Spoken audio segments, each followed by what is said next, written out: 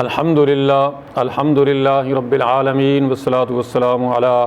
سید الانبیاء والمرسلین اما بعد فاعوذ باللہ من الشیطان الرجیم بسم اللہ الرحمن الرحیم۔ الحمدللہ ہمارا درس قرآن کا یہ سلسلہ ایسٹرن ہاؤسنگ اسلامک سینٹر کی جانب سے رواں دواں ہے، اور آج ہم پڑھیں گے سورۃ النساء کی آیت نمبر 166 سے آن ورڈ۔ ارشاد باری تعالی ہے لیکن اللہ یشہد بما انزل الیک انزلہ بعلمہ والملائکۃ یشہدون وکفی باللہ شہیدا۔ لیکن اللہ یشہد بما انزل الیک انزلہ بعلمہ، اس سے پیچھے جو بیان ہو رہا ہے وہ یہ ہے کہ اللہ رب العزت نے انبیاء علیہم السلام کا یہ سلسلہ اس لیے رکھا کہ اللہ یکون للناس علی اللہ حجۃ بعد الرسل رسلا مبشرین و منذرین، یعنی یہ جو رسول ہم نے بھیجے ہیں نا آدم علیہ السلام سے لے کے محمد صلی اللہ علیہ وسلم تک، یہ سارے انبیاء علیہم السلام جو تھے یہ اللہ کی طرف سے خوشخبری سنانے والے اور اللہ کے عذاب سے آگاہ کرنے والے، ڈرانے والے تھے، تاکہ قیامت کے دن یا مرتے دم کوئی انسان یہ عذر نہ پیش کر سکے کہ پروردگار مجھے تو میری زندگی کا کچھ پتہ نہیں تھا، مطلب میں کیوں پیدا کیا گیا، مجھے کیوں یہاں دنیا میں پیدا کیا گیا، اور مجھے کیا کرنا ہے، مجھے کس طرح سے زندگی گزارنی ہے، اور یہ کہ مرنے کے بعد کیا کچھ ہونے والا ہے۔ چنانچہ ہم دیکھتے ہیں کہ انسانوں کی اکثریت، جیسے آج 8 بلین 8 ارب لوگ ہیں دنیا میں، ان میں سے تقریباً 2.25 ارب جو ہیں وہ مسلمان ہیں، تو اکثریت جو ہے وہ یعنی گمراہی پہ مشتمل ہے انسانوں کی۔ تو اب یہ انسان جو ہیں ان میں بڑی تعداد ایک ایتھیسٹ کی بھی ہے، یعنی جو جن کا کوئی مذہب یا کسی خدا رسول پہ یعنی ان کا کوئی ایمان دین نہیں ہے، تو یہ سارے لوگ گمراہ ہو چکے ہیں، اور ان کا یہ کہنا ہے کہ کوئی خدا نہیں، کوئی رسول نہیں، کوئی کریٹر نہیں، اور کوئی جنت دوزخ نہیں، کوئی مرنے کے بعد زندگی نہیں۔ اب کیا یہ لوگ قیامت کے دن یہ کہہ پائیں گے کہ جی ہمیں تو کچھ پتہ نہیں تھا، اس لیے ہم نے کہا کہ کوئی کچھ نہیں ہونے والا، مرنے کے بعد کوئی زندگی نہیں ہے، ہمارے پاس کوئی اللہ کا پیغمبر نہیں آیا، کوئی اللہ کا پیغام رساں نہیں آیا، تو کیا یہ کہہ پائیں گے؟ اسی لیے اللہ نے دنیا میں پے در پے لگاتار انبیاء علیہ السلام بھیجے ہیں، کتابیں نازل کی ہیں۔ چنانچہ آج بھی دنیا میں جتنے انسان ہیں، کون ہے جو یہ نہیں جانتا کہ قرآن، صرف قرآن لکھیں تو پورا انٹروڈکشن آ جاتا ہے۔ پوری دنیا کے انسان یہ جانتے ہیں کہ قرآن جو ہے وہ اللہ کی آخری کتاب ہے، مانے نہ مانے وہ دوسری بات ہے، لیکن سن تو رکھا ہے کہ جی قرآن جو ہے یہ اللہ کی آخری نازل کردہ کتاب ہدایت ہے۔ اب ان کا کام ہے کہ وہ اس کو پڑھیں، اس کو دیکھیں، اس کو جانیں کہ کیا جو کچھ اس میں کہا گیا ہے وہ درست ہے۔ تو اس کو جب پڑھیں گے تو پتہ چلے گا کہ اس میں جو کچھ کہا گیا ہے وہ کتنا درست ہے، اور کتنا ان کو سمجھ آتی ہے، اور کتنا ان کے سوالوں کے جواب ان کو ملتے ہیں قرآن سے، یا ان کے تمام تر شبہات کے تشفی بخش جو جوابات ہیں وہ ان کو قرآن سے ملتے ہیں۔ اب چاہے کہ باقی دنیا پڑھے، خود مسلمان نہیں پڑھتے قرآن مجید، پڑھتے ہیں تو صرف عربی پڑھتے ہیں، وہ بھی ثواب کے لیے، اور وہ بھی اس وقت جب کہ کوئی مر جاتا ہے تو اس کی بخشش کے لیے بطور ثواب کے قرآن پڑھا جا رہا ہوتا ہے۔ باقی اہتمام کے ساتھ کتنے مسلمان ہیں جو قرآن پڑھتے ہیں؟ باقی رہی دنیا کی بات تو وہ مانتے ہی نہیں ہیں۔ اب جو لوگ قرآن کو پڑھ لیتے ہیں کبھی کسی وجہ سے تو وہ مسلمان ہو جاتے ہیں۔ اس کی سب سے بڑی وجہ یعنی ہمیں جو ثبوت نظر آتا ہے وہ ہے کہ جو بھی لوگ اس دنیا میں قرآن کو پڑھتے ہیں ان میں سے ایک بڑی تعداد قرآن کو سمجھ جاتی ہے کہ یہ واقعی کتاب ہدایت ہے، اور اس کو مان لیتی ہے، اس پہ ایمان لے آتے ہیں اور یوں مسلمان ہو جاتے ہیں۔ تو اس لیے اللہ رب العزت نے ارشاد فرمایا کہ میں نے جتنے بھی انبیاء علیہ السلام مبعوث فرمائے ہیں اور جتنی بھی کتابیں میں نے نازل کی ہیں، ان سب کا مقصد یہ ہے کہ اللہ یکون للناس علی اللہ حجۃ بعد الرسل، کہ قیامت کے دن کوئی بھی انسان اللہ کے سامنے یہ حجت بازی، یہ عذر نہ کر سکے کہ پروردگار مجھے تو علم ہی نہیں تھا، مجھے تو کچھ عطا پتہ ہی نہیں تھا کہ میں کیوں پیدا کیا گیا، مجھے کس نے پیدا کیا اور مجھے کس نے موت دی، اور یہ کہ مرنے کے بعد کیا ہونے والا ہے۔ ان سارے سوالوں کے جوابات قرآن میں ہر انسان کو مل جاتے ہیں اگر وہ قرآن کو پڑھ لے۔ تو اس لیے اللہ نے فرمایا کہ لیکن اللہ یشہد بما انزل الیک انزلہ بعلمہ، یعنی اللہ تعالیٰ یہ گواہی دیتا ہے کہ یہ جو اللہ نے قرآن اے محمد صلی اللہ علیہ وسلم آپ پر نازل فرمایا ہے، اللہ نے اپنے علم سے، اپنے حکم سے نازل فرمایا ہے۔ یعنی اللہ تعالیٰ نے یوں ہی بے مقصد قرآن نہیں نازل کر دیا کہ چلو جی لوگ پڑھیں تو پڑھیں، نہ پڑھیں تو ان کی مرضی ہے، نہیں، اللہ نے ان کی ہدایت کا پورا سامان قرآن میں رکھا ہے۔ حالانکہ اتنی مختصر سی کتاب ہے لیکن اس کے اندر دنیا اور آخرت کے تمام تر علوم سمائے ہوئے ہیں۔ صرف یہ عبادات پر مشتمل کتاب نہیں ہے بلکہ یہ دنیا کے بارے میں بھی ہمیں تمام تر معلومات فراہم کرتی ہے۔ مثلا اس میں بہت ساری آیات ہیں جو ہمیں تسخیر کائنات سے متعلق بتاتی ہیں، جیسے والشمس والقمر، یعنی وسخر لکم الشمس والقمر دائبین، کہ اللہ تعالی نے یہ دنیا کی جتنی چیزیں ہیں، سورج ہے، چاند، ستارے، یہ تمہاری ضرورت کے لیے تمہارے قبضے میں دے دی گئی ہے، مطلب ان کا تمہارے لیے استعمال کرنا آسان کر دیا۔ آپ دیکھیں سورج کی روشنی سے آپ اپنی زندگی، اپنے جانوروں کی زندگی، اپنے پودوں کی، اپنے کھیتوں کھلیانوں کی زندگی جو ہے وہ اس سے نشو و نما پاتی ہے۔ یعنی یہ کتنا آسان ہے سورج سے ہمارا فائدہ اٹھانا۔ پرانے زمانے میں تو لوگ یہی سمجھتے تھے کہ جناب سورج کی روشنی سے ہماری فصلیں پکتی ہیں، ہماری زندگی اسی سے ہے، ہمارے جانوروں کی زندگی اسی سے ہے، اور اسی سے سارا سسٹم کائنات کا چل رہا ہے۔ لیکن اب جا کے یہ بھی پتہ چلا کہ سورج سے ہم بجلی بھی پیدا کر سکتے ہیں، بڑی بڑی مشینیں چلا سکتے ہیں، اور آنے والے وقتوں میں اور زیادہ جوں لوگ اس کے تجسس میں جائیں گے، اس کی ٹوہ میں جائیں گے، اور زیادہ تخلیقی کام کریں گے، کریٹیو کام کریں گے، اور اس سورج سے جو ہے اور زیادہ فائدے اٹھائیں گے۔ تو اللہ رب العزت نے یہ جو کتاب ہدایت قرآن نازل فرمائی ہے، یہ دنیا اور آخرت کی تمام تر جو ہدایات ہیں، جو معلومات ہے، وہ فراہم کرتی ہے، اور ہمیں دنیا اور آخرت کی کامیابی کے ذرائع بتاتی ہے کہ کون سے طریقے ہیں، کون سے راستے ہیں، کون سے عوامل ہیں جن کو بروئے کار لا کے ہم لوگ دنیا کے اندر بھی اچھی زندگی گزار سکتے ہیں، اور آخرت کے اندر بھی اللہ کی نافرمانی سے جب ہم بچ جائیں گے تو جہنم سے بچ جائیں گے، قبر کے عذاب سے بچ جائیں گے، جنت میں داخل کر دیے جائیں گے۔ یہ ساری ہدایات ہمیں قرآن سے ملتی ہیں۔ تو اس لیے فرمایا کہ اللہ یہ گواہی دیتا ہے کہ انزلہ بعلمہ، کہ اللہ نے یہ کتاب ہدایت اپنے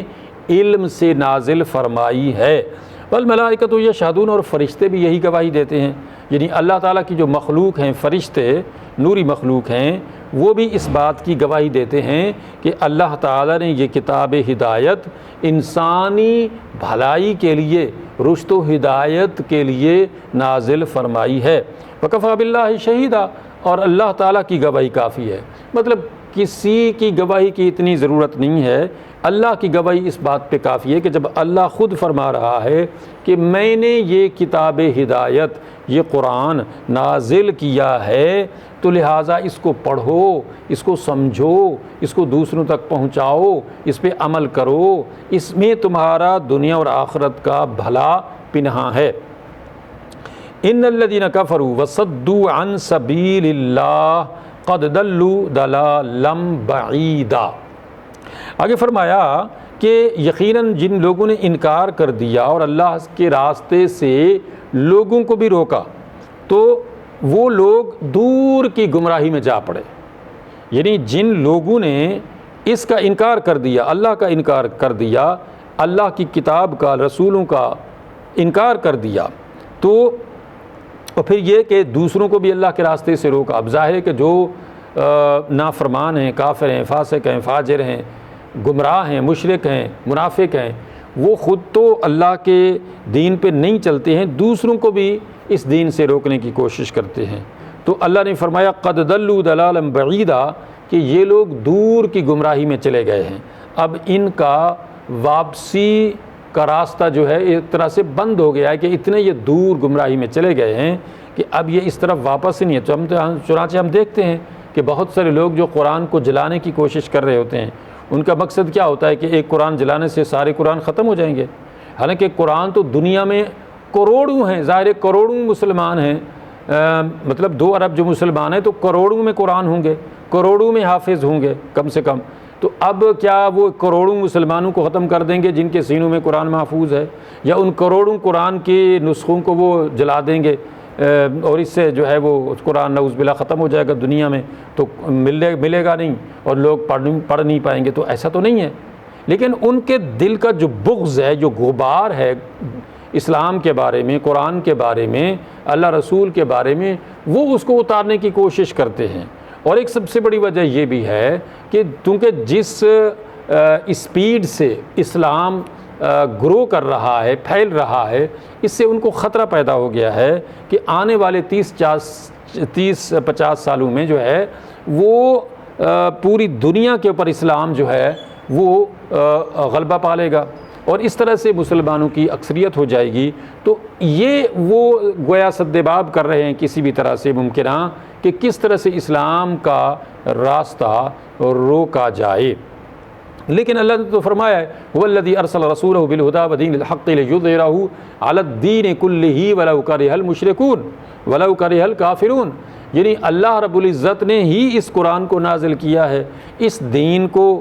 اللہ نے بھیجا ہے، رسولوں کو بھیجا ہے، اس لیے بھیجا ہے کہ لیظہرہ علی الدین کلہ، تاکہ تمام ادیان جتنے بھی ہیں یہاں دنیا میں ان سب کے اوپر یہ غلبہ پالے۔ اور وَلَوْ كَرِهَ الْكَافِرُونَ وَلَوْ كَرِهَ الْمُشْرِكُونَ، کتنا بھی کافر، مشرک، منافق برا مناتے رہیں، وہ کتنا بھی کوشش کرتے رہیں قرآن کو جلائیں، اس کے خلاف جو بھی ممکنہ وہ کارروائیاں، کارٹون اور یہ اور وہ کتنا کچھ کرتے رہے ہیں اور کر رہے ہیں، اس کے باوجود کیا اسلام کی اسپیڈ میں کوئی فرق آیا؟ ابھی بھی اگر گوگل پہ لکھا جائے کہ which is the fastest growing religion of the world, تو ایک ہی جواب آئے گا، اسلام۔ صرف یہ لکھا ہوا گوگل پہ نہیں آئے گا، اس کے اوپر بے شمار چینل دنیا کے انکلوڈنگ یورپ اینڈ امریکہ ول سے کہ Islam is the fastest growing religion of the world. اب ظاہر ہے کہ ان کو یہ خطرہ ہے کہ جب فاسٹسٹ گروئنگ ریلیجن اسلام ہی ہے تو اب کیا کریں؟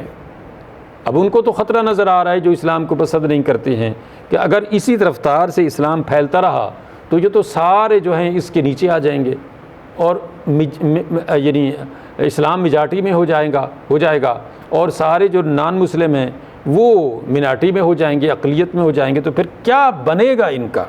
اب اس کے لیے یہ اب سے جو ہے وہ طرح طرح کے ہیلے، بہانے، طریقے سوچتے ہیں کہ کس طرح سے اسلام کے آگے کوئی رکاوٹیں کھڑی کی جائیں تاکہ اسلام جو ہے وہ اس طرح سے غلبہ نہ پالے پوری دنیا کے اوپر۔ لیکن اس کے باوجود اللہ نے فرما دیا کہ یہ لوگ کامیاب نہیں ہو پائیں گے، اس لیے کہ یہ اللہ کا دین ہے اور یہ پوری دنیا کو جو ہے وہ مغلوب کر لے گا، پوری دنیا کے اوپر غلبہ پالے گا۔ ان الذین کفروا وظلموا لم یکن اللہ لیغفر لہم ولا لیہدیہم طریقا، یقیناً جن لوگوں نے انکار کیا اور ظلم کیا تو اللہ تعالیٰ ان کی کبھی بخشش نہیں فرمائے گا، ولا لیہدیہم طریقا، اور ان کو کسی راستے کی یعنی راہ ہدایت کی طرف ہدایت نہیں دے گا، الا طریقہ جہنم، سوائے جہنم کے راستے کے۔ اب ظاہر ہے کہ جب انہوں نے انکار کر دیا، انہوں نے کفر، شرک اور منافقتوں کو ہی اختیار کر لیا، تو پھر ایسے لوگوں کی تو بخشش نہیں ہوگی اور پھر ان کو ہدایت بھی نہیں ملے گی۔ اس لیے نہیں ملے گی کہ ان کے سامنے تو یہ کتاب ہدایت آئی، انہوں نے اس کا انکار کر دیا، بلکہ دوسروں کو بھی روکا اس سے کہ نہیں، اس کو نہیں پڑھنا، یہ فیک ہے، یہ غلط ہے، ایسا ہے، ویسا ہے۔ تو اب ظاہر ہے کہ انہوں نے اپنے لیے راستے جو ہدایت کے تھے وہ سارے خود سے بند کر دیے۔ اب وہ کون سے راستے پہ جائیں گے؟ طریقہ جہنم، جہنم کے راستے پہ وہ چل پڑیں گے۔ کہ ظاہر ہے جب انہوں نے سیدھے راستے کو چھوڑ دیا اور اس پہ نہیں چلے تو پھر ایک ہی راستہ ان کے لیے بچا اور وہ تھا جہنم کا راستہ۔ اب مریں گے اور جہنم میں جا گریں گے، خالدین فیہا ابدا، اور پھر وہ جہنم میں ہمیشہ ہمیشہ رہیں گے۔ وَكَانَ ذَلِكَ عَلَى اللَّهِ يَسِيرًا، اور یہ بات اللہ کے لیے آسان ہے۔ مطلب یہ ہے کہ اللہ تعالیٰ نے تو ان کو ہدایت کا سامان قرآن کی صورت میں، اپنے نبی کی سیرت کی صورت میں ان کو دیا تھا کہ وہ اس کو دیکھتے، پڑھتے، سمجھتے، عمل کرتے اور یوں جنت کے راستے پہ چل کے جنت میں جا داخل ہوتے، لیکن انہوں نے تو اس کا انکار کر دیا۔ اب جب اس کا انکار کیا جنت کے راستے کا تو ان کے لیے ایک ہی راستہ بچا اور وہ تھا جہنم کا راستہ۔ تو اللہ تعالیٰ نے بھی ان کو جانے دیا کہ اگر تم نے جہنم میں جانا ہی پسند کیا ہے تو جاؤ پھر جہنم میں، خالدین فیہا ابدا، اب تم ہمیشہ یہیں رہو گے مرنے کے بعد۔ اب اس کے بعد تمہارے لیے اب کوئی دوسرا تیسرا راستہ نہیں بچا سوائے جہنم کے راستے کے۔ وَكَانَ ذَلِكَ عَلَى اللَّهِ يَسِيرًا، اور یہ بات اللہ کے لیے آسان ہے۔ مطلب اللہ تعالیٰ نے تو تمہیں جو ہدایت کے راستے دیے تھے، جو تمہارے لیے ہدایات نازل کی تھیں، کتاب اس ہدایت قرآن کی صورت میں یا نبی مکرم صلی اللہ علیہ وسلم کی حیات طیبہ کی صورت میں، آپ کے فرمانات کی صورت میں، آپ کی سیرت صورت سنت کی صورت میں، یہ سارے جو راستے تھے، طریقے تھے، یہ سب جنت کو جانے والے تھے، لیکن تم نے انکار کر کے اپنے لیے جہنم ہی سلیکٹ کیا، تو پھر جاؤ جہنم میں۔ فرمایا یا ایھا الناس قد جاءکم الرسول بالحق من ربکم فآمنوا خیرا لکم۔ اللہ نے فرمایا کہ اے لوگو، تمہارے پاس رسول صلی اللہ علیہ وسلم حق اور سچ لے کر آ چکے ہیں، تو اب تم ایمان لاؤ کہ اسی میں تمہارا بھلا ہے۔ یعنی اگر تم ایمان لاؤ گے، اگر تم محمد الرسول اللہ صلی اللہ علیہ وسلم کو اللہ کا رسول مان کے، آخری رسول مان کے، ان کو اپنے لیے ہدایت کا ذریعہ سمجھو گے، اس قرآن کو ہدایت کا راستہ سمجھو گے اور اس کو فالو کرو گے، تو پھر تمہارے لیے بہتری ہے۔ فآمنوا خیر لکم، اسی پر ایمان لے آؤ، اس پہ عمل کرو، اس کو فالو کرو، اس میں تمہارا بھلا ہے۔ لیکن وَإِن تَكْفُرُوا فَإِنَّ لِلَّهِ مَا فِي السَّمَاوَاتِ وَالْأَرْضِ، لیکن اگر تم نے انکار کر دیا تو یاد رکھو کہ جو کچھ بھی آسمانوں اور زمین میں ہے یہ سب کچھ اللہ تعالیٰ کا ہے۔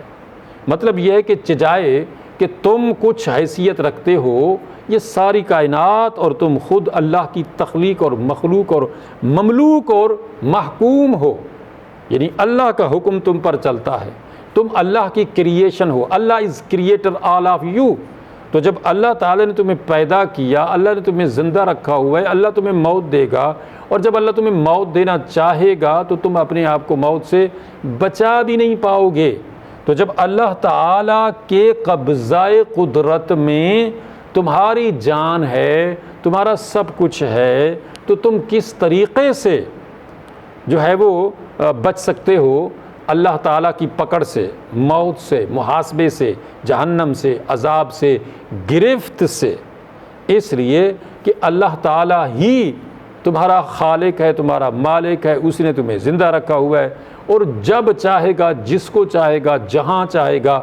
جیسے چاہے گا موت دے دے گا، تو تم تو بچ نہیں سکتے۔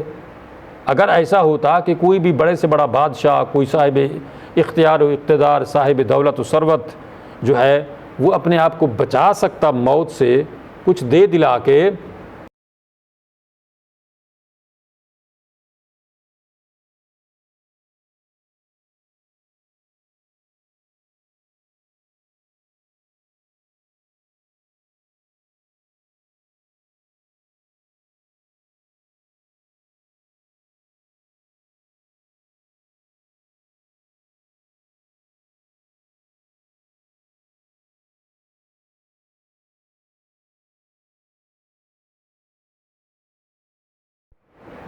تو یقیناً وہ اپنے آپ کو موت سے بچانے کی کوشش کرتا، ہر ممکنہ وہ کوشش کرتا کہ کسی طرح سے اپنے آپ کو موت سے بچا سکے، بٹ ایسا نہیں کر پایا کوئی، کیونکہ نہیں کر سکتا ایسا، اس لیے کہ سارا اختیار، سارا اقتدار، ساری طاقت و قوت کا مالک صرف اور صرف اللہ تعالیٰ ہے۔ اس لیے اللہ نے فرمایا کہ وَإِن تَكْفُرُوا فَإِنَّ لِلَّهِ مَا فِي السَّمَاوَاتِ وَالْأَرْضِ، یاد رکھو کہ یہ ساری مخلوقات، آسمانوں میں، زمینوں میں جو کچھ تمہیں نظر آتا ہے، سارا کا مالک اللہ تعالیٰ ہے۔ تم میں سے کس کو کہاں پیدا کرنا ہے اس کی مرضی ہے، اس کو کہاں اس کو موت دینی ہے اس کی مرضی ہے، اور کتنی اس کی زندگی رکھنی ہے اس کی مرضی ہے۔ کسی کو جوانی میں موت دے دے تو کوئی نہیں کہہ سکتا کہ مجھے جوانی میں کی موت دے دی ہے، میں تو ابھی جوان ہوں، میں تو بوڑھا نہیں ہوا، میں بیمار نہیں ہوا، میرا ایکسیڈنٹ نہیں ہوا، نہیں، یہ اللہ کی مرضی ہے۔ ایک بندہ سوتے میں ہی مر جاتا ہے، ایک بندہ چلتے پھرتے بھاگتے دوڑتے مر جاتا ہے، تو یہ سارا اختیار اللہ کا ہے۔ اس لیے اللہ نے فرمایا کہ اگر تم اللہ کی نافرمانی کرو گے تو پھر یاد رکھو کہ اللہ کا کوئی نقصان نہیں کرو گے۔ اللہ کی نافرمانی کر کے تم اپنا نقصان کرو گے، اپنے مالک کو ناراض کر کے تم اپنے لیے جہنم گویا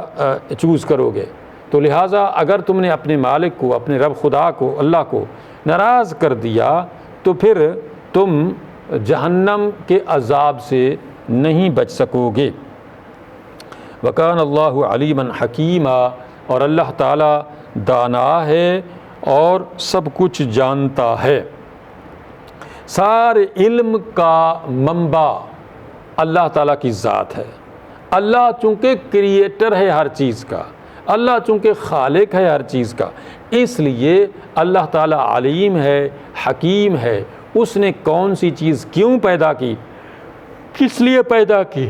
ہماری زندگی تو ایک انڈے اور چوزے کے برابر ہے، کہ جیسے ایک انڈے سے چوزا نکلتا ہے، وہ 4-6 مہینے، سال، ایک محدود مدت کے لیے اپنی زندگی گزارتا ہے اور ختم ہو جاتا ہے۔ بالکل سیم یہی صورتحال ہماری ہے، بلکہ اللہ نے قرآن مجید میں مثال بھی ہماری دی ہے، تو اس سبزے سے دی ہے کہ دیکھتے نہیں ہو کہ یہ جو سبزہ ہے یہ زمین سے نکلتا ہے، کتنا خوبصورت ہوتا ہے، لہلہاتا ہے، لیکن کیا اس کی لہلہاہٹ، اس کی سبزی، اس کی تر و تازگی کوئی لانگ ٹائم کے لیے ہوتی ہے؟ نہیں،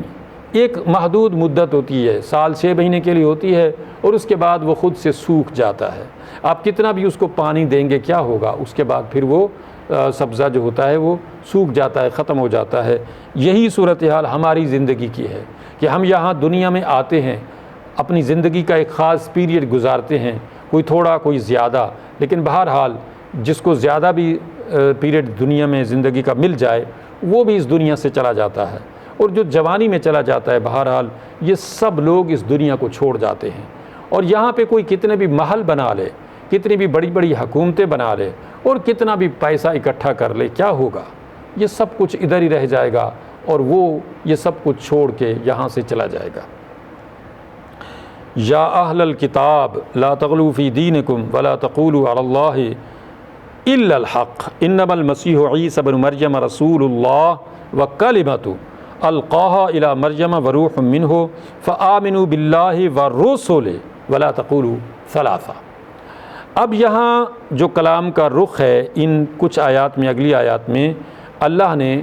اہل کتاب کی طرف، خصوصاً عیسائیوں کی طرف کیا ہے، اور وہ یہ ہے کہ چونکہ عیسائی جو ہیں ان کا دعویٰ ہے کہ وہ اللہ کی ساری کتابوں سوائے قرآن کے، اور اللہ کے سارے نبیوں سوائے محمد صلی اللہ علیہ وسلم کے سب کو مانتے ہیں، اور ان کا ماننا ہے کہ جی یہ سارے نبی، یہ ساری کتابیں، تورات، زبور، انجیل، یہ اللہ کی نازل کردہ کتابیں ہیں، اور یہ سارے نبی جو ہیں وہ اللہ نے بھیجے ہیں۔ لیکن عیسیٰ علیہ السلام پہ آ کے انہوں نے ایسی گمراہی اختیار کر لی کہ انہوں نے عیسیٰ علیہ السلام کے بارے میں اپنے عقائد خود سے گھڑ لیے۔ تو انہوں نے جو عقیدہ گھڑا وہ تھا تثلیث کا عقیدہ، یعنی یعنی اللہ تعالیٰ کو خدا تو مانا، لیکن اللہ تعالیٰ کا بیٹا بنا دیا حضرت عیسیٰ علیہ السلام کو، اور حضرت مریم کو بھی خدا بنا ڈالا، اور پھر یہ کہا کہ یہ تینوں مل کے ایک خدا ہیں۔ اللہ نے فرمایا یا اہل الکتاب، اے اہل کتاب، لا تغلوا فی دینکم، اپنے دین کے اندر غلو مت کرو، زیادتی مت کرو۔ مطلب دین جس طرح سے اللہ نے نازل کیا ہے انبیاء علیہ السلام کے اوپر، تو اس کو اسی طرح سے فالو کرو، نہ کہ اس کے اندر اپنی طرف سے ملاوٹ کرو۔ وَلَا تَقُولُوا عَلَى اللَّهِ إِلَّا الْحَقَّ، اور اللہ کے بارے میں سوائے حق بات کے کوئی بات مت کہو، یعنی اللہ تعالیٰ نے جو کچھ فرمایا ہے اسی پہ ہی بس رہو، اپنی طرف سے چیزیں مت گھڑو۔ جیسے انہوں نے گھڑ لیا کہ عیسیٰ علیہ السلام نعوذ باللہ اللہ تعالیٰ کے بیٹے ہیں اور خدا ہیں، تو ایسا تو نہ تورات میں ہے، نہ زبور میں ہے، نہ انجیل میں ہے، اور نہ ہی قرآن میں ہے۔ تو اللہ نے تو منع فرمایا ہے کہ اللہ تعالیٰ کا کوئی بھی بیٹا نہیں ہے، انکلوڈنگ عیسیٰ علیہ السلام۔ عیسیٰ علیہ السلام بھی اسی طرح سے اللہ تعالیٰ کے بندے اور رسول ہیں، جیسا کہ دیگر انبیاء علیہ السلام اللہ کے بندے اور رسول ہیں۔ انما المسیح عیسی ابن مریم رسول اللہ وکلمتہ، یاد رکھو کہ مسیح عیسیٰ ابن مریم اللہ کے رسول اور اس کے کلمہ ہیں۔ اب اس کلمہ کی وجہ سے وہ گمراہ ہو گئے، یعنی انہوں نے کہا جی یہ تو کلمہ ہے اللہ تعالیٰ کا، یہ تو کلام ہے، یہ تو ورڈ ہے اللہ تعالیٰ کا عیسیٰ علیہ السلام۔ بھئی اللہ تعالیٰ کا ورڈ ہونے کا مطلب کیا یہ ہے کہ اللہ تعالیٰ کے وہ بیٹے ہو گئے؟ اللہ تعالیٰ کی ذات اوور اینڈ ابو ہے ان چیزوں سے جو انسان سوچتا ہے۔ اللہ تعالیٰ جو ہے وہ کسی کا باپ نہیں ہے، نہ عیسیٰ علیہ السلام کا، نہ کسی اور مخلوق کا، اور نہ ہی اس کی بیوی ہے، نہ اس کی اور اولاد ہے، نہ ماں باپ ہیں۔ وہ احد ہے، لم یلد ولم یولد ولم یکن لہ کفوا احد۔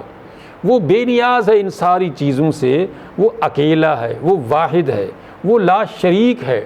اس کی کوئی اولاد نہیں ہے۔ لہٰذا ورڈ ہونے کا مطلب یہ ہے کہ اللہ تعالیٰ نے جیسے حضرت